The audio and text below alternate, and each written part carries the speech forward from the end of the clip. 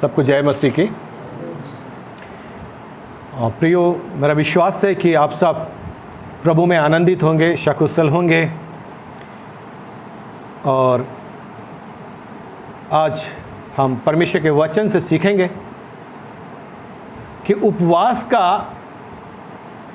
मतलब क्या है, उपवास का अर्थ क्या है और उपवास की सामर्थ क्या है। उपवास और उपवास की सामर्थ। देखिए, उपवास जो है ये संस्कृत के शब्दों से बना है। उप का मतलब है नज़दीक और वास का मतलब है निवास। उप का मतलब है नज़दीक और वास का मतलब है निवास, यानी कि नज़दीक निवास। अब किसके नज़दीक आप अपना निवास करना चाहते हैं, निवास बनाना चाहते हैं? उपवास। अब उपवास जो आप कर रहे हैं वो किसके लिए कर रहे हैं, क्यों कर रहे हैं? उपवास का अर्थ क्या है?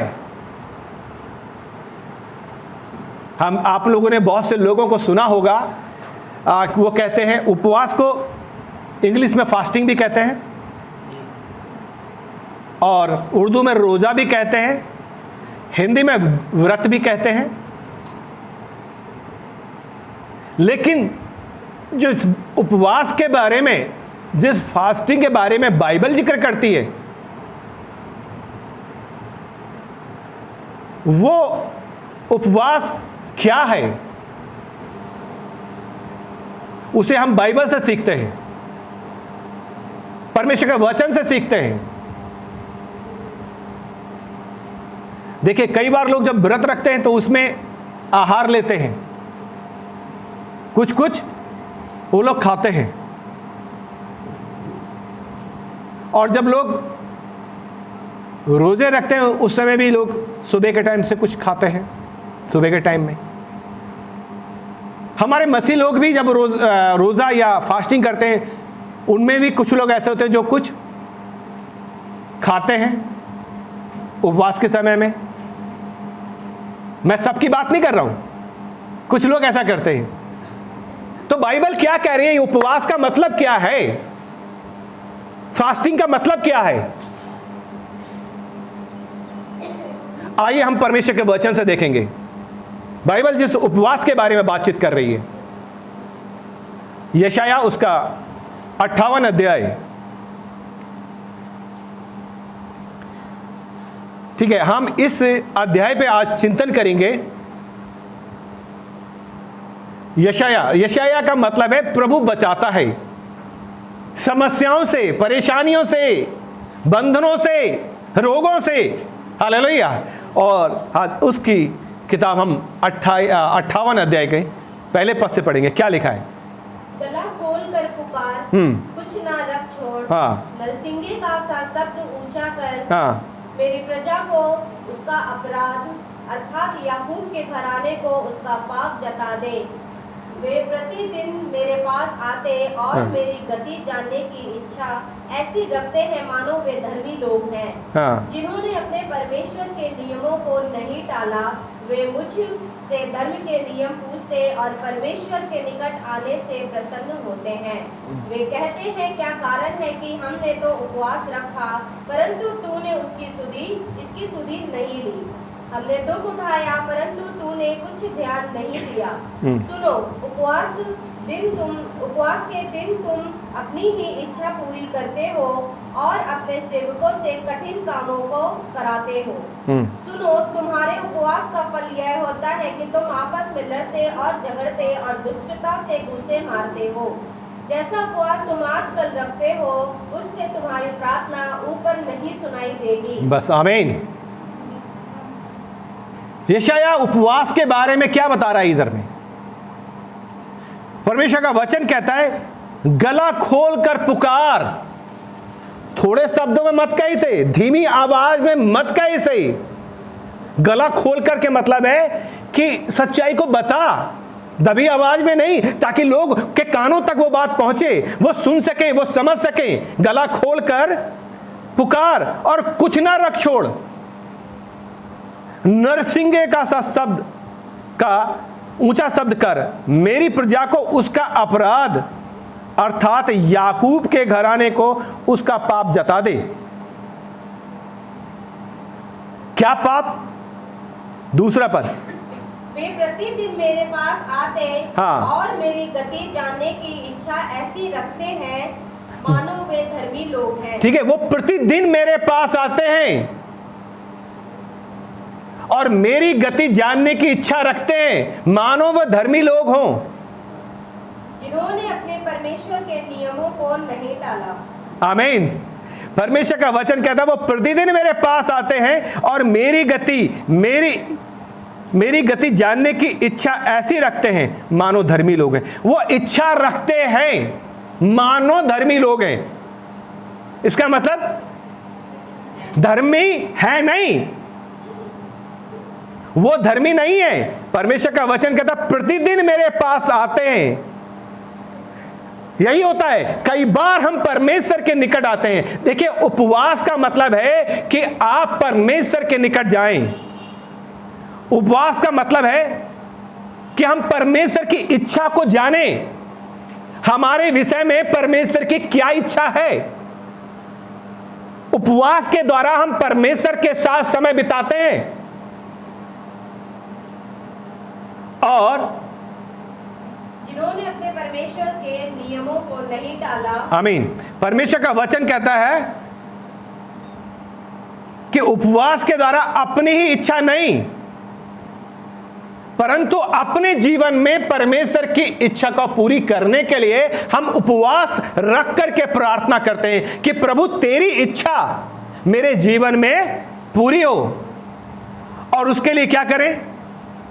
परमेश्वर का वचन कहता है हम क्या करें? गुनाहों को मानें, उनका अंगीकार कर पश्चाताप करें उपवास के दिन, कि जो भी हमसे जाने अनजाने में गलतियां गुनाह हुए हैं, आप फास्टिंग रख करके उनको अंगीकार कर रहे हैं, पश्चाताप कर रहे हैं। और परमेश्वर का वचन कहता है कि हम अपने आत्मा के साथ साथ अपने शरीर को भी मेंटेन करते हैं। हम हमारे शरीर को भी प्रभु को समर्पित करते हैं। कई बार लोग शारीरिक जीवन जीते, संसार प्रभु के पीछे तो चलते हैं, परमेश्वर के राज्य में तो प्रवेश करते हैं, वो परमेश्वर के राज्य में प्रवेश करने की इच्छा भी करते हैं, लेकिन किस प्रकार से? परमेश्वर का वचन कहता है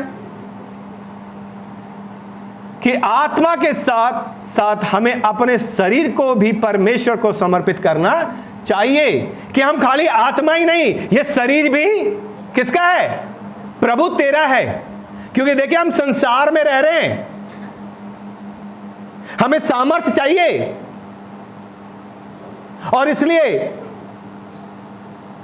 हम अपने शरीर को भी प्रभु को समर्पित करते हैं। प्रभु ये शरीर तेरा मंदिर है,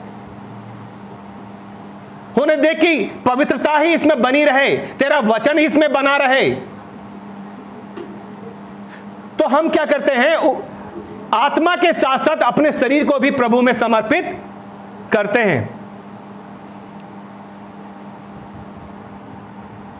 और उपवास हम इसलिए रखते हैं कि हम शारीरिक इच्छाओं और जरूरतों को हटाकर परमेश्वर के नजदीक आ सकें,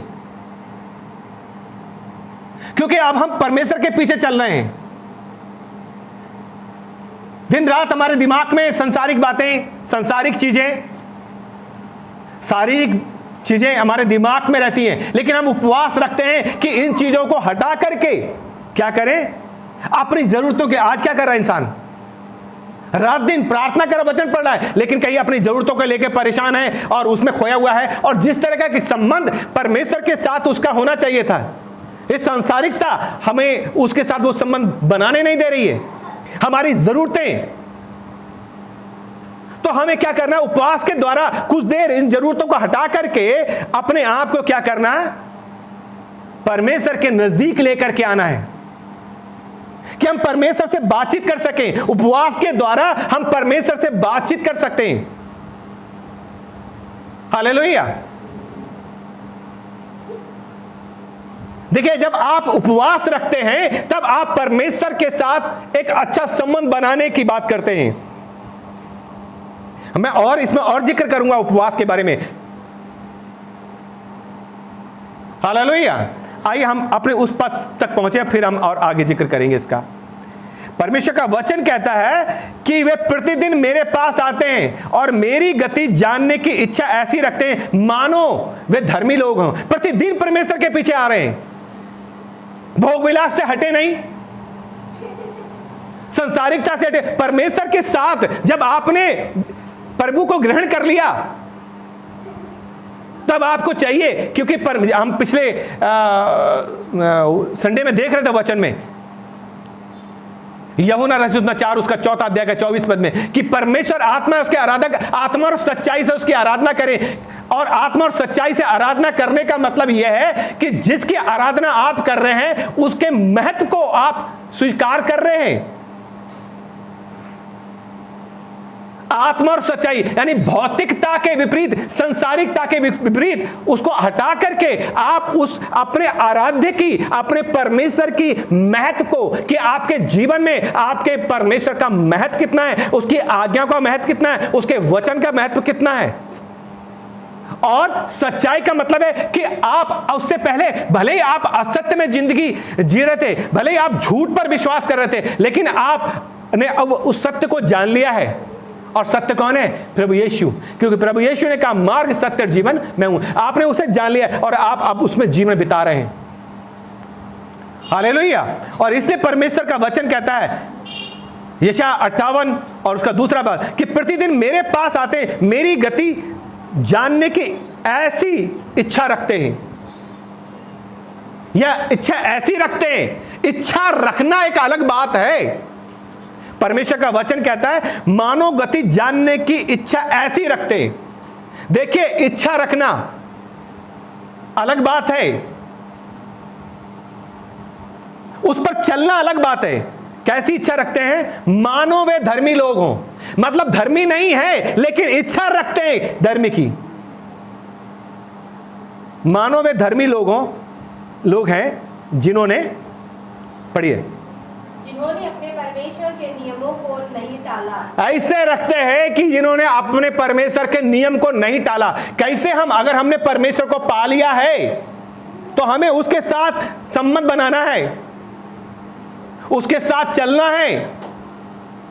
ऐसा कर रहे हैं कि हमने कभी उसका नियम टाला ही नहीं। ऐसे आपको बहुत से लोग मिलेंगे। इच्छा रखना अलग बात है और उस पर चलना अलग बात है। कि आप इच्छा तो रख रहे हैं, आप कह रहे हैं,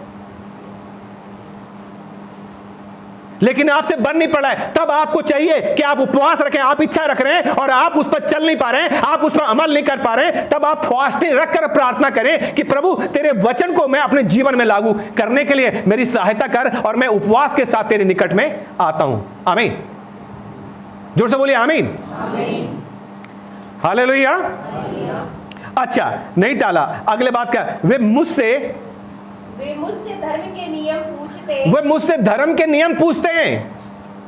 हाँ, और परमेश्वर के निकट आने से प्रसन्न होते हैं। वे मुझसे धर्म के नियम पूछते हैं और परमेश्वर के निकट आने से प्रसन्न भी होते हैं। पूछते भी हैं, प्रसन्न भी होते हैं। वे कहते हैं क्या कारण है? अब वो प्रसन्न भी होते हैं।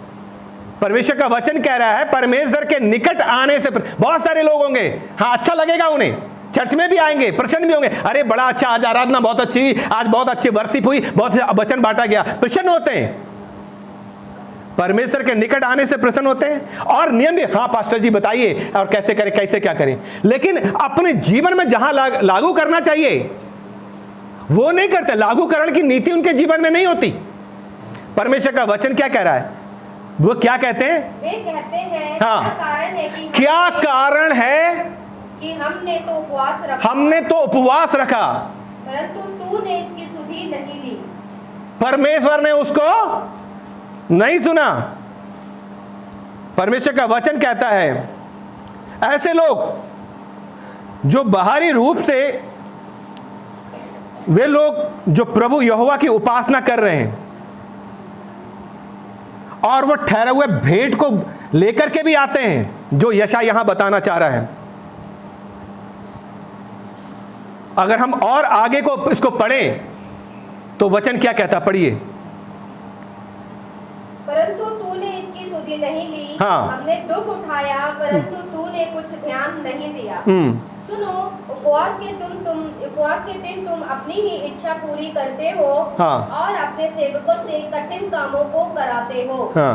सुनो, तुम्हारे उपवास का फल यह होता है कि तुम आपस में लड़ते और झगड़ते और दुष्टता से घूंसे मारते हो। हाँ। जैसा उपवास तुम आजकल रखते हो उससे तुम्हारी प्रार्थना ऊपर नहीं सुनाई देगी। जैसा उपवास तुम आजकल रख रहे हो, क्या हो रहा है? उससे तुम्हारी प्रार्थना ऊपर नहीं सुनाई देगी। ऊपर सुनाई देने का मतलब है परमेश्वर तुम्हारी प्रार्थना को नहीं सुनता है। कारण क्या है? वचन क्या कह रहा है? हम धर्मी भी बन जा रहे हैं, हम पूछ रहे हैं, चाहत रख रहे हैं, नियम पूछना चाह रहे हैं, क्या करें, लेकिन जहां जीवन में लागू करने की बात होती है वहां हम पीछे हट जाते हैं। हमारे पास 100 प्रकार के एक्सक्यूज हो जाते हैं। परमेश्वर का वचन कह रहा है क्या कारण है? हमने उपवास रखा परंतु तूने इसकी सुधि नहीं ली। हमने दुख भी उठाया परंतु तूने कुछ ध्यान नहीं दिया। क्यों नहीं दिया? वचन कहता सुनो, क्या करो? सुनो। क्या कारण था कि तूने सुधि नहीं ली? हमने दुख उठाया परंतु तूने कुछ ध्यान नहीं दिया। जब परमेश्वर सुन नहीं रहा है, जब वो ध्यान नहीं दे रहा है, वचन कह रहा है सुनो। क्या कारण है? सुनो, उपवास के दिन क्या करते हो तुम? अपनी ही इच्छा पूरी करते हो। उपवास के दिन तुम अपनी इच्छा को पूरा करते हो और अपने सेवकों से कठिन कामों को कराते हो। क्या करते हो? तुम अपने सेवकों से कठिन काम कराते हो, अन्याय करते हो, गलत काम करते हो और सुनो, उपवास के दिन तुम अपनी इच्छा को पूरी करते हो। ऐसा उपवास क्या फायदा कि हम अपनी इच्छा, उपवास में आप परमेश्वर की इच्छा जानिए कि प्रभु मेरे जीवन के लिए, मेरी पत्नी के लिए, मेरी बेटी के लिए, मेरे बेटे के लिए तेरी इच्छा क्या है प्रभु? यह उपवास के साथ आप पूछिए। आप उसके जॉब के लिए पूछिए, आप उसके लाइफ के लिए पूछिए, आप उसके लाइफ पार्टनर के लिए पूछिए, आप उसकी जिंदगी के लिए पूछिए कि क्या योजना है। जब आप उपवास रख के परमेश्वर से पूछेंगे, उसके आत्मिक जीवन के लिए प्रार्थना करेंगे, परमेश्वर पवित्र आत्मा आपको आशीषित करता जाएगा और आपकी प्रार्थना सुनी जाएगी। आप पूछेंगे प्रभु मेरे लिए तेरी क्या इच्छा है। हम केवल अपनी इच्छा पूरी कर, तो उपवास से पहले भी तो आप अपनी इच्छा पूरी कर रहे थे, उपवास के दिन भी आप अपनी इच्छा पूरी। ऐसा उपवास किस काम का? परमेश्वर का वचन क्या कह रहा है? और अपने सेवकों से कठिन काम कराते हो। हाँ, सुनो, तुम्हारे उपवास का फल यह होता है। परमेश्वर का वचन कह रहा है कि क्या होता है? तुम्हारा उपवास का फल ये होता है, जब तक कि लोग एक दूसरे के साथ आदर या न्याय का काम ना करें, वो प्रार्थना सुनाई नहीं जाएगी, वो सुनेगा नहीं। हम एक दूसरे का आदर करें, एक दूसरे के साथ न्याय का व्यवहार करें, चाहे फिर वो हमारे सेवक हो, हमारे पारिवारिक लोग हों या हमारे मित्र संबंधित को घराने के लोग क्यों ना हो। आमीन। उपवास आप रख रहे हैं, अन्याय आप कर रहे हैं और एक दूसरे का आदर नहीं, एक दूसरे के साथ न्याय का व्यवहार नहीं कर रहे हैं। और वचन क्या कह रहा है? आगे पढ़े। जिस उपवास से मैं प्रसन्न होता हूँ, अर्थात जिससे मनुष्य स्वयं को दीन करे। पहली चीज परमेश्वर का वचन कह रहा है, हम अगला पद को पढ़ेंगे। चौथा पद में लिखा है, सुनो तुम्हारे उपवास का फल यह होता है कि तुम आपस में लड़ते और झगड़ते, हाँ, और दुष्टता से घूंसा। क्या कर रहे? उपवास रख रहे हैं लेकिन आपस में लड़ाई झगड़ा चल रहा है। दिन भर उपवास और शाम को झगड़ा, परिवार में झगड़ा। तो उपवास काहे के लिए रखा था? अगर आपकी प्रार्थना में रुकावट, आपका झगड़ा आ रहा है, आपका क्रोध आ रहा है, आपका लालच आ रहा है, आपका गलत व्यवहार आ रहा है, तो उपवास रख के प्रार्थना कीजिए। उपवास में बड़ी सामर्थ्य है। आपके कुटुंब, आपके घराने के साथ आपका संबंध अच्छा नहीं बन पा रहा है, या आप किसी को क्षमा नहीं कर पा रहे हैं, आप किसी के लिए प्रार्थना कर रहे हैं और उसका जीवन बदल नहीं रहा है, कोई भी गलत काम, चाहे वो कुछ भी कर रहा हो सकता है शराब की लत हो, या कोई नशे की लत हो, या कोई जुए की लत हो, या कोई भी गलत, और आप कह रहे प्रार्थना करें, तब आप फास्टिंग रखकर प्रार्थना कीजिए। और यही नहीं, क्योंकि अब आप परमेश्वर के बेटे और बेटियां बन गए। उपवास का मतलब यह है कि आप उपवास रख के परमेश्वर के राज्य के लिए भी काम करें। आप अपने और लोगों को भी प्रार्थना के द्वारा, उपवास की प्रार्थना के द्वारा मांगे। हालेलुया। आप देखिए रानी एस्तर के बारे में आपने पढ़ा होगा कि रानी एस्तर ने अपनी यहूदी जाति को बचाया 3 दिन फास्टिंग रख करने के बाद। आमीन। उपवास में बड़ी सामर्थ है। मैं बहुतों ऐसे लोगों के बाइबल में जो उपवास रखते थे उनके नाम आपको बोल सकता हूं। रानी एस्तर ने अपने समाज के लोगों के लिए कहा कि तुम भी उपवास रखो और मैं यहां उपवास रखूंगी, और वो रानी एस्तर, उसने पूरे अपने यहूदी समाज को बचा लिया। मित्रों, यदि आप उपवास रख के अपने घराने के लिए, अपने कुटुंब के लिए, अपने लोगों के लिए उपवास रख के प्रार्थना करोगे, परमेश्वर आपकी उपवास की प्रार्थना सुनेगा।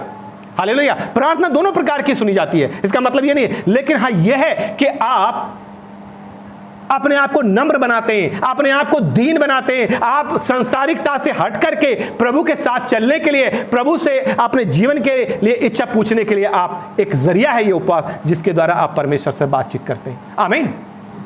हालेलुया। आमीन। तो प्रभु यीशु मसीह ने भी क्या करा? 40 दिन निराहार वो रहा। 40 दिन 40 रात निराहार रहा। लिखा है पवित्र आत्मा ही उसको ले गया। आत्मा उसको जंगल में ले गया। काहे के लिए? ताकि इब्लीस के द्वारा उसकी परीक्षा हो।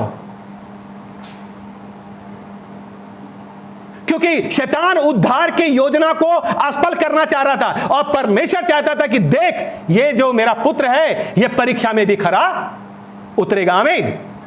हालेलुया। और इसलिए उसकी भी परीक्षा हुई। तो जब उपवास रखा तो 40 दिन उपवास के द्वारा प्रभु ने क्या? शैतान की हर एक बात का जवाब, और वो लज्जित होना पड़ा। आमीन। तो आप उपवास रख के शैतान की शक्तियों पर, शैतान की योजनाओं पर, शैतान की प्लानिंग पर विजय पा सकते हैं। उपवास रख करके आप अपने समाज को बचा सकते हैं। मूसा 40 दिन परमेश्वर के साथ उसने समय बिताया। परमेश्वर का वचन कह रहा है कि जब वो पहाड़ से नीचे उतर के, उसके चेहरे से नूर था। परमेश्वर का तेज आपके ऊपर आएगा, आपके द्वारा परमेश्वर अपनी महिमा लेगा। हालेलुया। जैसे परमेश्वर ने मूसा को इस्तेमाल किया, परमेश्वर आपको इस्तेमाल करेगा जब आप उपवास रखकर प्रार्थना करेंगे। हालेलुया। उपवास में बड़ी सामर्थ्य है। और अगली बात, जैसा उपवास तुम आजकल रखते हो उससे तुम्हारी प्रार्थना ऊपर नहीं सुनाई देगी। जिस उपवास से मैं प्रसन्न होता हूँ, अर्थात जिसमें मनुष्य स्वयं को दीन करे। ठीक है। तो आप क्या करो? अपने एक दूसरे के साथ लड़ना झगड़ना बंद करें और अपने आप को दीन करें। क्या करें? प्रभु मुझे दीन बना। सबसे बड़ा कठिन काम है दीन बनना। हाँ। और क्या तुम इस प्रकार करते हो? क्या परमेश्वर का वचन कह रहा है, क्या तुम इस प्रकार करते हो? क्या सिर को झाऊ के समान झुकाना, अपने नीचे टाट बिछाना, और राख फैलाने ही को तुम उपवास और यहोवा को प्रसन्न करने का दिन कहते हो? जिस उपवास से मैं प्रसन्न होता हूं। बस परमेश्वर का वचन क्या कह रहा है? इस पद को फिर से पढ़ देना एक बार। जिस उपवास से मैं प्रसन्न होता हूं, जिस उपवास से मैं प्रसन्न होता हूं, परमेश्वर प्रसन्न होता है। अर्थात जिसमें मनुष्य स्वयं को दीन। पहली बात क्या करे? अपने आप को दीन करे। हम प्रभु के लोग हैं, लड़ाई झगड़े बंद करें। हालेलुया। अपने जीवन के लिए, अपने लोगों के लिए, अपने समाज के लिए, अपने संप्रदाय के लिए परमेश्वर की इच्छा जाने और उनके लिए प्रार्थना करें। हालेलुया। और क्या तुम इस प्रकार करते हो? क्या तुम इस प्रकार करते हो? हाँ, क्या सिर को झाऊ के समान झुकाना? बस सिर को झाऊ के समान। ये झाऊ एक पेड़ है, ये लगभग 18 मीटर तक ऊंचा होता है, झाड़ी के जैसा होता है और अक्सर ये झुका हुआ होता है। यूरोप, एशिया और अफ्रीका में ये पेड़ पाया जाता है झाऊ। तो एक उदाहरण दिया गया है, क्या झाऊ जैसे पेड़ झुका, क्या ऐसे झुक कर? क्योंकि पहले लोग क्या करते थे, जब वो पश्चाताप करते थे, मन फिराते थे, तो उपवास करते थे, तो वो क्या करते थे, अपने आप को ऐसे झुकाते थे। और अगली बात कह रहे हैं, अपने नीचे टाट बिछाना। टाट पहला टाट नीचे बिछाते थे और राख फैलाने को हाँ ही तुम उपवास और यहोवा को प्रसन्न करने का दिन कहते हो। ठीक है, बकरी के बाल के बने हुए जैसे कपड़े वो पहनते थे और नीचे टाट बिछाते थे और ऊपर राख क्या करते थे, अपने ऊपर राख डालते थे कि हाँ भैया ये पश्चाताप कर रहा है, ये उपवास कर रहा है, ये अपने पापों को मान रहा है। ऐसा लोगों को शो करते थे। तो परमेश्वर का वचन क्या कह रहा है, और वे ठहरा हुए बलिदान भी भेंट लाते थे। परमेश्वर कह रहा है मैं ऐसे उपवास को स्वीकार नहीं करूंगा। और वो इसलिए अपने ऊपर राख डालते थे ताकि वो दिखा सके कि वो पश्चाताप कर रहे हैं। परमेश्वर का वचन क्या कह रहा है, वो कह रहा है क्या तुम इस प्रकार करते हो, जिसमें मनुष्य स्वयं को दीन करे। क्या सिर को झाऊ के समान झुकाना और अपने नीचे टाट बिछाना और राख फैलाने को तुम उपवास और यहोवा के प्रसन्न करने का दिन कहते हो? अगली बात, जिस उपवास से मैं प्रसन्न होता हूँ, जिस उपवास से मैं प्रसन्न होता हूँ, वह क्या यह नहीं कि अन्याय से बनाए हुए दासों हाँ, और अंधेर सहने वालों का जुआ तोड़कर उसको छुड़ा लेना और सब जुओं को टुकड़े टुकड़े कर देना? क्या वह यह नहीं है कि अपनी रोटी भूखों को बांट देना, अनाथ और मारे मारे फिरते हुओं को अपने घर ले आना, किसी को नंगा देखकर वस्त्र पहनाना और अपने जाति भाइयों, ठीक है, किसी को नंगा, किसी की सुधि लेना, भूखे नंगे की सुधि लेना, उनकी मदद करना। और परमेश्वर का वचन कह रहा है अपनी रोटी भूखों को बांट देना। और हमारा खाना हमारे घर में रखा पड़ा है और हम खाना नहीं खा रहे हैं, तो उसे उपवास नहीं कहते, मेरी भाषा में तो उसे कहते हैं फाका, कि आपका खाना आपके पास रखा है और आप खाने। अरे उपवास का मतलब है कि आप उस दिन का भोजन निकालें और आप भूखों की, अनाथों की, विधवाओं की, ऐसे लोगों की सुधि लें और ऐसे जिसको आवश्यकता है। आपका उपवास, आपके चर्च में आप उस दिन का भोजन आप इकट्ठा कर सकते हैं, 40 दिन या जितने दिन उस दिन का डाइट आप चर्च में लेकर के आए। और यहाँ पर जो लोग आते हैं, कलीसिया में जो लोग हैं, बहुत गरीब हैं या जो भोजन के लिए परेशान हैं, उनको आप दे सकते हैं। और आप चाहें तो ऐसे भूखे लोग आपके आस पड़ोस में जो भोजन के लिए परेशान हैं, आपकी रोटी आप उन्हें भी दे सकते हैं। आपका भोजन दूसरों का काम भी आ सकता है। हालेलुया। भूखों को बांटना और अनाथ और मारे मारे फिरौओं को अपने घर में ले आना, मतलब उनकी मदद करना, उनका हर संभव सहयोग करना जो आप कर सकते हैं। हालेलुया। 8वां पद, तब तेरा प्रकाश पौ फटने के समान चमकेगा। परमेश्वर का वचन कह रहा है तब तेरा प्रकाश पौ फटने के समान। यह बता रहा है कि कैसे परमेश्वर ने इजराइलियों को प्राचीन काल में बचाया था और तू शीघ्र चंगा हो जाएगा। हालेलुया। परमेश्वर का वचन कह रहा है कि तू शीघ्र चंगा हो जाएगा। तब तेरा प्रकाश पौ फटने के समान, जैसे सुबह के समय प्रकाश आता है, ऐसा तेरा जीवन परमेश्वर आशीषित करेगा और तू शीघ्र चंगा हो जाएगा। हालेलुया। फिर तेरा धर्म तेरे आगे आगे चलेगा। हाँ, यहोवा का तेज तेरे पीछे रक्षा करते चलेगा। यहोवा का तेज तेरे पीछे क्या करेगा? रक्षा करते चलेगा। और तब तू पुकारेगा और यहोवा उत्तर देगा। हाँ, तू दुहाई देगा और वह कहेगा मैं यहाँ हूँ। आमीन। तब तू दुहाई देगा और यहोवा कहेगा मैं यहाँ हूं। हालेलुया। आज मैं और आप अपने आप को जांचें कि मैं और आप किस प्रकार का उपवास रखते हैं। मित्रों, उपवास के द्वारा आप अपने उन कार्यों के लिए भी प्रार्थना कर सकते हैं जो अब तक नहीं बन पाए हैं। उपवास के साथ आप परमेश्वर की इच्छा को जान सकते हैं। उपवास के द्वारा आप परमेश्वर में बढ़ सकते हैं। एक आखिरी पद मैं पढ़ना चाहूँगा और वह है मत्ती सुसमाचार का 6वां अध्याय, और थोड़ा सा पढ़ के मैं ख़त्म करूँगा। हालेलुया। मत्ती उसका 6वां अध्याय और उसका 16 पद से। जब तुम उपवास करो, परमेश्वर का वचन क्या कह रहा है? प्रभु क्या बता रहा है? कह रहा है जब तुम उपवास करो तो कपटियों के समान तुम्हारे मुंह पर उदासी। हमारे ऊपर उदासी नहीं है। ये ऐसा राख मलने वाला ऐसा नहीं है। क्या करना है? कैसा उपवास रखना है? जब तुम उपवास करो तो कपटियों के समान मत करो। परमेश्वर का वचन कह रहा है इच्छा जानने की रखते हैं लेकिन चलते नहीं है। तो तुम क्या करो? तुम जो उपवास तुम करो तो क्या करो? कपटियों के समान तुम्हारे मुंह पर क्या उदासी न छाई रहे। हमारे चेहरे को दिखाई नहीं कि हाँ आज हमने उपवास रखा है। हाँ, क्योंकि वे अपना मुंह बनाए रहते हैं, हाँ, ताकि लोग उन्हें उपवासी जाने। वे अपना मुंह बनाए रखते हैं कि लोग उन्हें उपवासी जाने। मैं तुमसे सच कहता हूँ, हाँ, कि वे अपना प्रतिफल पा चुके। वे अपना प्रतिफल पा चुके। परंतु जब तू उपवास करे, हाँ, तो अपने सिर पर तेल मल और मुंह धो, हाँ, कि लोग नहीं परंतु तेरा पिता जो गुप्त में है तुझे उपवासी जाने। तू क्या कर? जब तू उपवास रखे तो क्या कर?